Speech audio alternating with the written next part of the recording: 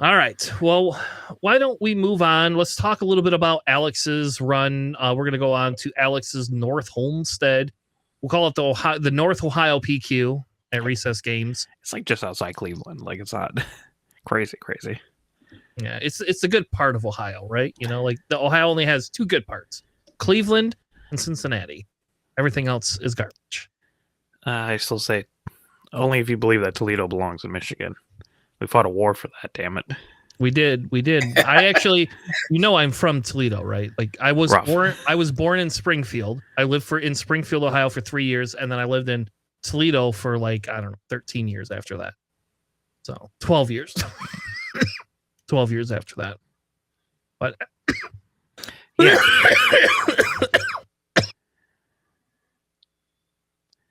Yes, so this is the deck that I brought to the North Olmsted PQ. It was at Recess Games, which I went to a lot with X-Wing. Fantastic store. Huge, clean, really nice, strong AC. Can't ask for anything else. Strong AC. They have very limited bathrooms for the size of their store, though. They got 4. There's just 2 of them are not advertised well. Yeah. And they're all one stallers, so it's true. So I brought set 1 Vader, Data Vault, because everyone's running Data Vault.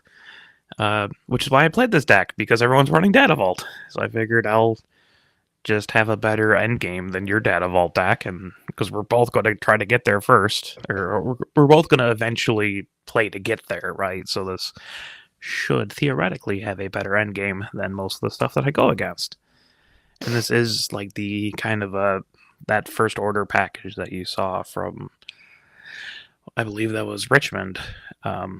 Their Vader showcase winner had the FO package. Mm-hmm. So I'm just like, that's a neat idea. That's really cool. I can flood the board. Let's do it. So yes, Vader is a double salvage. Triple the First Order Stormtrooper, triple the First Order TIE Fighter, triple Timely Intervention, triple General Hux, very relevant, I'll get to that, triple Silencer, triple Force Choke, triple Prepare for Takeoff, triple Black Sun Starfighter, double Disabling Fang Fighter, triple Super Laser Attack, triple TIE Dagger, triple Open Fire, triple Resupply, double OB, double Pirate Tank, triple Resupply Carrier, triple Vader, double Red Devastator, triple Reinforcement Walker, double Crate, double Relentless, triple Green Devastator. Hell of an endgame. In the sideboard, I have 2 Eager Escort Fighters, triple the Phase 3 Troopers, double Piercing Shot, a 3rd copy of OB, and double Traitorous. It's kind of my anti-aggro sideboard there, but the Piercing Shots are really nice into like Kiras and Rays, because it just instantly kills an upgraded Village Protectors or whatever Kira decides. Usually it's like the HMPs, mm-hmm. the ones with grit. So you just do 2 damage to it, give it a shield, and then Piercing Shot right through it. Yep. But yeah, General Hux is really fun. He's a 1/4 that gives all your First Order units raid 1. And as an action, if you play an FO unit that turn, you can just draw a card. And when people see me drop Hux, which is usually like a solid first turn play, they either are very confused at what it does and scared, so they just waste a bunch of resources killing them immediately, which is fine, I guess, or they just kind of ignore them and they just end up drawing a bunch of cards because they don't realize how many First Order units I have. Because that's like the Silencers, the Daggers, the TIE Fighters, and the Stormtroopers are all FO. So early game is just kind of flood with the FO units, and then late game is just I don't run out of gas in this late game. I don't care. You only have 3 copies of Fell the Dragon.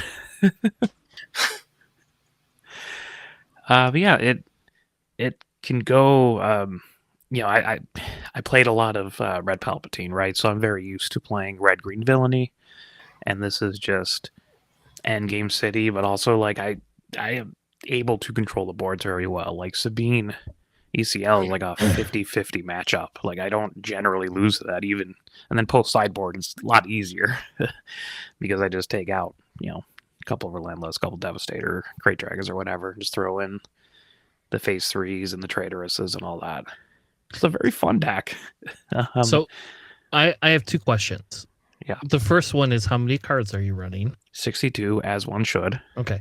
I just want to make sure that we're on the same page here, because I was going to ask, I was like, if you're only running 61 cards, why not just throw the third OB in there? If you're then make it 62, baby. And the second question is like, do you need those relentless like main deck? Like, could you just leave them in the side for control matchups? I like a main deck. They're very relevant against other Data Vault decks that are out there, right? Like, you can't play Ewing Reinforcement. You have to do something first. Like a lot of the big hitter ones, or like, Fell the Dragon plays into like a ton of copies in this deck. So it's just like, if you have to play something else, I can at least like understand that you played an event, so you're going to play another one, so I can swing with something. Also, just I don't want to lose to control, and this deck doesn't generally lose to control, so a lot of the relentless is just because of that. Yeah, the other crazy thing is so like you have your what was I gonna say? You have your Hux in there, right? And that can pull all your units. So the question then becomes is like, you have your open fire, you have your resupply, you have like ultra ramp. Like, what's the difference between this and boss? Because it's just, does it because Vader gets the extra ping almost every turn? Because you could play under curve for everything, then Vader ping things, and it's like a Sabine ping, but also kills units. Yeah, that Vader ping is very relevant. Because a lot of like the really strong first turn plays in this deck are like, drop first order stormtrooper or first order TIE fighter and then ping their unit, and then next turn you just play like a TIE dagger and kill it, or other cards to continue pinging. It works well with your super laser attacks obviously as well, although I'm not sure if people realize that like the first order stormtrooper says choose a player, so you can choose yourself, take the indirect onto the super laser attack, which is pretty nice. Those resupply carriers are like, see, I don't have Ruthless Raider in this deck, which seems very, very strange, right? Very weird. But those resupply carriers are just like really annoying because your opponent doesn't expect it, right? You're at 6 resources and they're like, okay, well, Vader's not out yet. I probably already ramped. I do generally double ramp on people frequently. Which is really scary. But yeah, those resupply carriers are just like, well, you can pull them off, prepare for takeoff if you really need it, but it does just play it for 6, bring out Vader, and go to town. That was pretty relevant. But it's a fun deck. The sideboard was, kept messing around, going back and forth, but I had a weird dream that told me to run Traitorous in the sideboard, so... And how often did you use it? A couple times to win games, but that was just because they don't have like upgrade removal. But I'm just like, if a dream me told me to play this, I probably should listen to the universe. Those are originally planetary bombardments, but this turned out to be better into control than I originally thought, so I didn't need the planetary bombardments. Which is traditionally what you would see like with the Bosk or the Bobas and stuff like that. Because the shell is similar-ish to the Bobas, except for you get to direct where you want your ping to go. Yes. I will, though, say you do run quite a few non-villain cards to not get the Vader off, but... well, if I play Resupply Carrier, I don't have resources to deploy the ping anyways. Yeah. And for the most part, when you deploy Vader, you're getting that 2 damage unless they kill your Vader. And I guess if they want to spend 6 resources killing your Vader, who cares, Dude, right. And generally they can't, just because I'm like, well, I'm Vader. It's Vader time, so let's go. I would think it would be absolutely hilarious to put 2 Vader's lightsabers in there. Just because you can. Oh, jeez. Because you have enough Vaders, I played a bunch of really cool decks. Like, first round was like a mono yellow Han, and those were some wild series of games because he kept he killed a Devastator by playing by cunning pumping his Falcon and then surprise striking into it. So I'm just like, oh, this Falcon took out my Devastator. Next turn I play second Devastator and you can't do that again, but it was funny. The other thing is like, did you use those prepare for takeoffs that often? Like, is that something that you could just cut? They are mostly for mid to end game stuff. It's not really there for early things, although I have played it early just because I have the resources. But yes, they are usually to fetch some of the later game stuff. And people really don't like it when they're just like, I want to prepare for takeoff. And I pick up the pirate tank and reinforcement walker, and they're just like, oh, those are coming down the line. Yeah, because you noticeably don't have Vader or the Vader pilot unit in here, and I think that would actually also be like, again, you don't need it in game. It just is good early game, right, to be able to upgrade your Sentinel piece or your Mandalorian or something like that, because it does the extra ping as well, as swing for something. And traditionally we've seen that, and then that justifies putting your Vader's lightsabers in, at least the sideboard. Put them on the pirate battle tank. Good. That pirate battle tank really messed with a lot of people. I played actually against a set 1 Vader Tarkin town in my final round.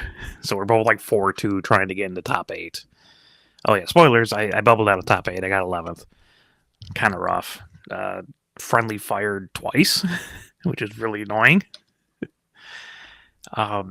But yeah, those pirate tanks, they're just like, I ramp, I flip out my Vader. Next turn, he flips out his Vader and just like smuggle out the tank and just be like, okay, your Vader's dead this turn. My Vader's not. Yeah. It's a fun deck. It's really cool. It does psychologically damage your opponent when they like take out something huge and you continue playing big units. And those Crate Dragons won me almost every game. So would you move to 3 of them then? I think 2 is fine. I played against a Kylo Tarkin town also, by the way. And in the first game, I dropped a Crate Dragon on them. And they were 1 damage away from killing me. But they were also 1 damage away from losing. So they couldn't do anything. Already claimed. And they're just like, I can't kill you. Second game, I dropped the Green Devastator on them too, because I'm very good at Kylo Tarkin town, apparently. Yeah. I think you have a lot of practice into it. I just wonder, because like for the same cost you have in there, your Relentless, right? And you could move 1 Relentless over to a 3rd crate if you really want, if the crates were really that good. You can't pull crate off of those prepare for takeoffs though. So. I know. Yeah. That is the one sad thing about every that. game I dropped the Crate Dragon though, I won. And I was in a losing position. Yeah. So it was nice. But those Relentless also just like people couldn't deal with them either. And they eat home 1s and live, which is nice. Yes. So, all right, well, let's move on. The top winner of that tournament was a Cad Bane Data Vault. Yep. Of course. This tournament had 3 Data Vault or 3 Cad Banes in the top cut. So Crazy. If you liked Cad Bane, though it's funny because if you had made top cut, I think you would have had a pretty good chance against the Cad Banes. So sadly enough, like if you had gotten in, you probably would have had a higher probability of being able to, outside of those choose sides, like those choose sides would probably be a little rough for you. But outside of that, like no, they don't hold much. Like, what are you going to do? Play a Cad Bane to capture a Devastator? Oh no. Like I'm just going to kill your Cad Bane the next turn. And, I don't know. So, all right. Have we gone over? JJ, why don't you go over this deck? Why don't we do that? Let's just go over this one. So the Cad Bane Data Vault that we have here, we got 3 copies of Greedo, 3 McClunkies, and Hotshot DL44 Blasters, 3 copies each of Bazine and Cartel Spacers and the Crafty Smugglers, 2 Sidons. We got 3 copies of No Good To Me Deads and Boba Fett, 3 Houndstooths, 3 Miss Hunters, 3, now there are 2 of them, 3 copies each of Relentless Pursuit and Resupply, 3 Forloms, 3 Bosk, 3 copies of Zuckless. Wow. 3 copies. Zuckless, do we get to call him what's the guy's name? Chickless. What's Chickless' first name? Oh, come on. I know, I know what you're talking about though, but man, that's hilarious. Anyway, keep going. You got 3 overwhelming barrages, 2 copies of the Xanadu Blood, 3 Cad Banes, and 3 Mauls. To round off the list, we got on the sideboard at the third copies of Zidane, 3 contracted Jump Masters, 2 copies of Take Captive, 2 Choose Sides, and 2 Dryden Bosses to finish off the list there.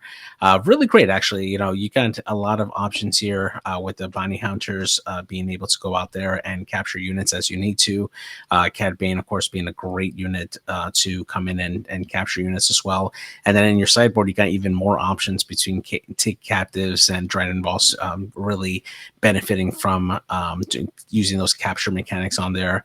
I really like this a lot. The Overwhelming Barrage is a nice addition to this as well, since a lot of these Bounty Hunters do have high attacks once you play them in there, and the Overwhelming Barrages just helps you clear the board, and then later on play another unit that can help you capture whatever survives Overwhelming Barrage. So you do have a deceptive amount of control with this yellow deck. It's pretty great. It's pretty nice. It's a very, very solid Cad Bane deck. I bet you nobody saw those Dryden Vosses coming from the sideboard when they sided them in. Like, I bet you he sided those in like every game. Just to fuck with people. Oh yeah. There was a Cad Bane deck previously. I believe it was a blue version of it that main decked a couple of Dryden Vosses and had more capture and stuff. So that was funny. But yeah, I actually like this deck a lot. The Sedans are like really good. If your opponent plays like a Green Squadron A-Wing, you just play Sedan. You play that Underworld unit, so they take a ping, and then you shove them in that A-Wing, and they die. Yep. Like, it's very good anti. Yeah. It's a very good, like, starter card. I'm actually kind of surprised they're not running 3, because it is a pilot unit, so it does trigger Mist Hunter. Yep. But maybe the space isn't that crazy. I don't know. I would be running 3-2, especially with having no frozen and carbonates in this deck, which that drives me nuts too. But I don't know I honestly don't know where you would really put them unless you got rid of your ramp. And I don't think you want to get rid of the ramp, though. I'll be honest with you. You only got 3 ramp in 60 cards. You're not going to see that very often. I would probably run a third one as well, though, because you don't have a lot of, outside of the capture, you don't have a lot of like hard control stuff for it. Is it worth swapping out Maul for Vader in here? No. Maul's Underworld as well. Yeah. So Maul can put all the there. Yeah. So like you can trigger CAD, and also he pushes all the damage out of the smaller units. Yeah. Like your crafties and all that kind of stuff. So what are you gonna pull with Vader anyway? Right? Like, it's got to be a villain unit. So you've got 2. You got a variety of stuff. You don't have that much. You don't have a lot. You got the ships, you got Boba and Bazines and stuff, but yeah, the Mauls are really nice. Yeah. All right, we'll go to the runner-up. Was a Cad Bane Tarkentown, which is hilarious. I'm very glad I didn't have to play against this deck. This Great Hands deck that we went over. Yep, it's the same one. This must be his buddy of his. This is not him though. He was not second place. Right. So. I think he usually, whenever he makes like the top 8s for these PQs, he just concedes because he's like, well, I already have everything and all the buys and stuff, so he doesn't need just wants the top 8, and then let whoever had him as an opponent go on. But yes, exactly Raytan's deck. You know, the funny thing is, right? Like, you could remember we talked a little bit last week about, okay, well, what about getting rid of Tarkentown? you can do that with that Sedan, like, to some extent. That's like a similar-ish type thing that you're doing. So it's 3 damage. So Justin played Raytan second round, and he's like, he sided in the unrefusable offers and then stole my home 1 and then swung in and restored 2 and just like nuked everything. It was terrible. So his unrefusable offers coming into play, which is pretty cool. Yeah, which is funny because we hadn't seen a lot of that before. And everyone complained that they were like the worst store pricing cards ever. I know. I only have I think I won 2 store champs That's Yeah, God, I have like full play sets of all of them. Yeah, it's awful. All right, we'll move on to the Riverton PQ. This was won by a Quinlan Tarkentown. Honestly, we're not going to go through this deck. The only like real key thing that they have in here is the Anakins. That's kind of a little bit different. We hadn't seen them run main deck Anakins before. And the only reason we're not going to go over this is because we got all these other lists I want to go through. But I wanted to throw this up here because we had talked a little bit before about how Quinlan Tarkentown seemed to be kind of going away. But you can see here, this one won a PQ. I don't think it's going away. I think it's just being countered a little bit more. Yeah. And I still think this is an extremely viable option for a PQ, personally. The runner-up was a Pelp Yellow. Little surprised it didn't beat the Tarkentown deck out, but I guess they have quite a bit of hand hate, so I could kind of see it being a thing. This is a different version. This is, I don't know, kind of like, I don't know. This is the non-separatist version is what this is, right? Yeah, it's not like you're running Poggles and stuff like that. A little bit with a little bit more underworld focus. The only real noticeable things I think in here is the Eager Escorts main deck, which is obviously for the Vaders. And I don't think other than that, like this is a pretty typical. I guess Confiscates. I don't remember Vader's running 2 Confiscates or Pelp's running 2 Confiscates main deck. So we'll kind of move on from that. Let's go over to the cool lists. These are kind of some of the lists that I wanted to go over because I thought they looked cool. This is that Luke Tarkentown list. Who wants to cover this list? I love this list so much. Yeah, so we got Luke Tarkentown here. We got him coming in with 3 copies of the Crackshot V-Wing, 3 Daring Raids, 3 Hotshot Maneuvers, 2 Anakin's Interceptors, 3 copies each of the Green Squadron A-Wings and the Gray Squadron Y-Wings. We got 3 copies of the Red Squadron Y-Wings, 3 Stay on Targets, 2 Armed to the Teeth, which is a nice add-on for this particular deck. We got 3 Cassian Andors, 3 Fleet Lieutenants, 3 copies of Red 5, 3 copies of Red 3, 2 Sabine Masterpieces, 3 copies of Wing Leader and Kiergren Turns, 3 Ascent Aggressions, and then 3 Relentless Fire Sprays to round off the list. And then in the sideboard here, we got 3 copies of the shoot down, yeah. 2 Wolves, 3 Disabling Fang Fighters, and then 2 Chaos of Wars, which is our segment that we're doing right now. So this is really great. This is a fighter heavy, a very fighter heavy deck, which makes sense because Luke really plays off of those fighter units on there.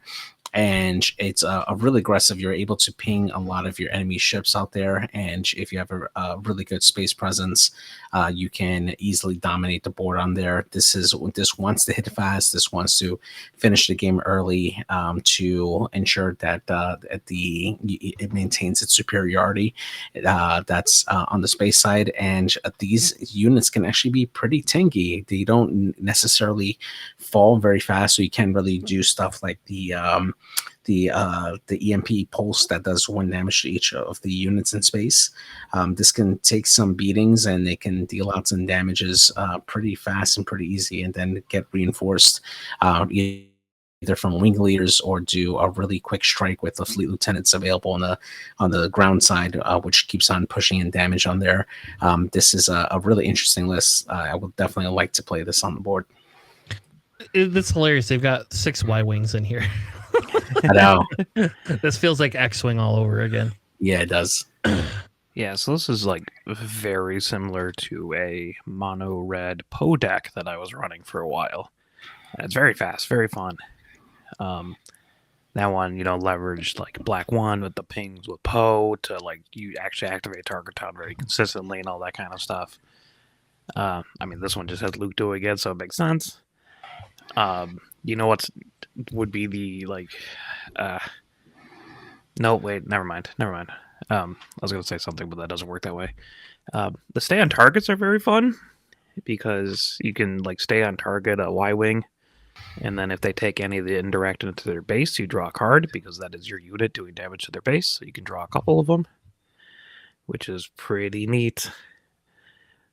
Same thing with like Sabine's Masterpiece when you like do damage to their base with the on attacks. You have red units. But I like it. I think it's cool. I might give this a whirl after the after I deconstructed that Poe deck. So well, it's been a bit. Yeah, I like the list. I think this list is fun too. I played your Poe list quite a bit online. So I should put it together in person. I have hyperspace foil aggressions, so I mean, like, Fancy. I could just do it. Well, I won them at the tournament. I got 10th place in with Kira. So back in when Kira was still good. You're never gonna live that down. All right, let's move on to the Obi-Wan Pau City. What is this deck? Yeah, so this is Obi-Wan Pau City. Mono blue hero. I've done that a couple times. It's very fun. So this has triple covert strength, triple of the Kashyyyk Defender. That's the 0/5 grid unit. Then when played, you can heal damage. Heal a couple damage, put it on it. Triple Queel, triple Regional Governor main decked. Triple Restored Arc, double Midnight Repairs. That's the one that just heals 8 damage. Yep. Triple Electro Staff, which soon goes on those Space Whales. Triple Entrenched. Triple Concord Dawn Interceptors. Triple Yoda, double Equalize. Triple Perilous Position, double Hondo. Triple Foul, triple Vigilance. 1 Obi-Wan's Aether Sprite. Thematic. Double Bendu, double Luke. Not triple, double Luke. Double Redemption, and 1 main deck Zillow Beast because this person's my best friend ever. In the side, you have 1 Restock,